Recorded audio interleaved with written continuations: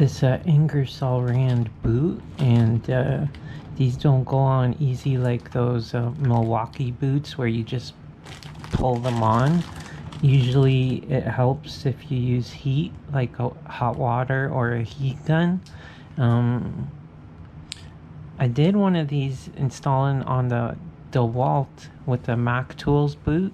You can see the video. This is pretty much the same like that. It fits very tight, and I'm gonna put it on the W7152, and we'll see how it looks.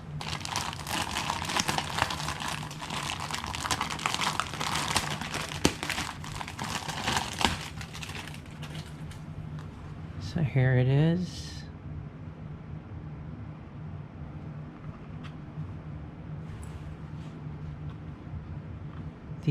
These are not very stretchy, and I'm not that strong, so I'm gonna heat it up with the heat gun, and then we'll pull it over.